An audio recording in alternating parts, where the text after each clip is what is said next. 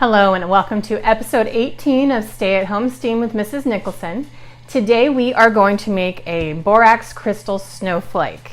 And to do this, it is pretty simple, but it is going to take you a few hours for it to develop. This is one that I made yesterday. So it will get as big as you decide you want it. So you've got to be careful with that. We're going to talk about that a little bit later in this episode. Okay.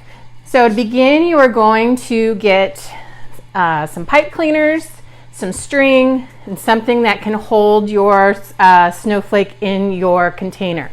You're also going to need to get a container. Jars work the best. It has to be something that can hold hot water, boiling hot water. So you need to make sure that it is able to do that. And these jars work really great for that. You're also going to be using some borax, and remember borax is something that you can find in your laundry aisle at the market. And if you want to add some color to it, like I did with mine, I added some blue, so you will need some food coloring for that as well. All right, so to begin, you want to take your pipe cleaner and you're going to cut it into probably 3 pieces work the best. And you will begin to form them around each other until you have the look that you want for your snowflake. Okay?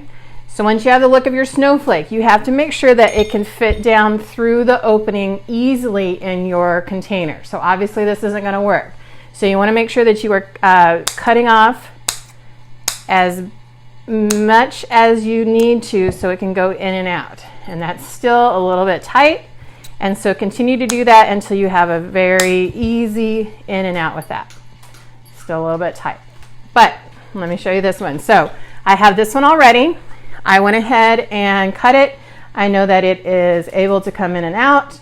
And I have tied the string around one end and then tied the string and made it the length I need to so that it doesn't touch the sides of your container or the bottom of your container. It needs to be able to freely stand down into the water once you put it in there.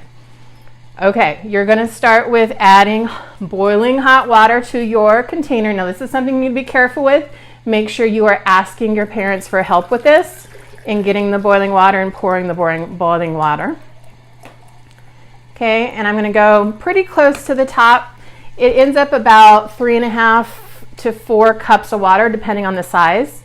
When you're adding now the borax to it, the formula they say to use is 3 tablespoons of borax for every cup of water that you put in.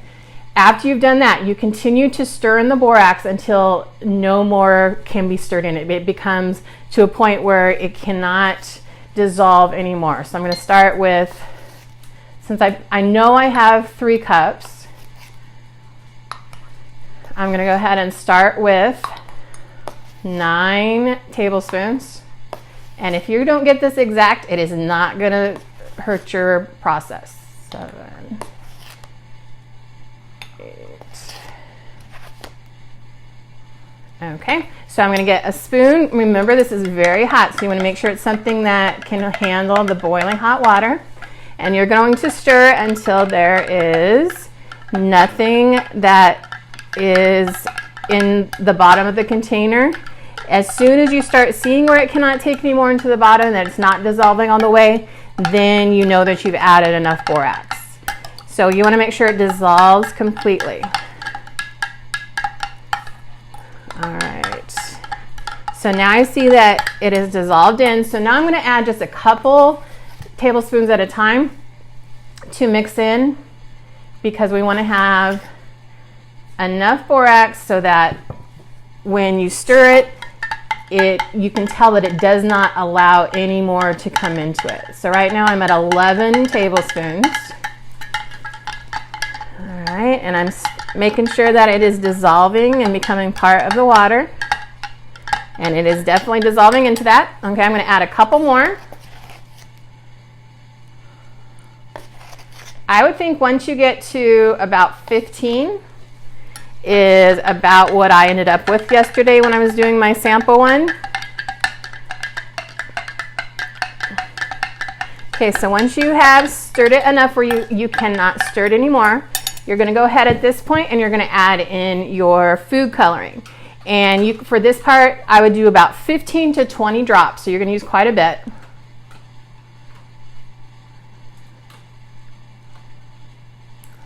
Okay, and go ahead and stir that into your water that has the borax solution in it. Okay, and then finally you're going to go ahead and hang your prepared snowflake in your solution. So as it's going in, just make sure that you're keeping it centered because you don't want it to touch either side of your container. And you want to make sure that you put it in a place that is not going to get knocked over, that you're very careful where you're putting it. And remember, this was hot water that went in here, so you need to use some kind of protection to lift it, or again, your parents need to do this for you. So I did it about 4 o'clock yesterday afternoon, and then when I came to take it out about 8 o'clock this morning, excuse me, it looked like this. This is a lot of crystals that formed on this. I suggest you check it every few hours and kind of lift it out, check out how much is on it, and put it down until you get it to a point that works for you. Because if you have it go too long, which I almost did with this, I almost had trouble getting it back out because you can see that it is much bigger than when we started with our pipe cleaner at the beginning. Okay, so again, you can use whatever type of food coloring you want to work with to get the color that you want. You don't even have to have a color though if you just want to have a white snowflake. But these are something that are kind of fun, and it's hard to see, I'm sure, on the video, but it's very sparkly and they look really pretty, and it's something that you could hang up in a windowsill or something like that. Again, borax, hot water, a jar, some kind of pipe cleaner, and something to stir with, and you should be good to go. What I would love for you guys to look up after you try this is see what kind of information you can find on why this works. Why does borax develop crystals and attach to this after some time, and get some information about that. I would love to hear in the comments if you try this out and if you have any questions, and I hope you have a wonderful day. Thank you for watching.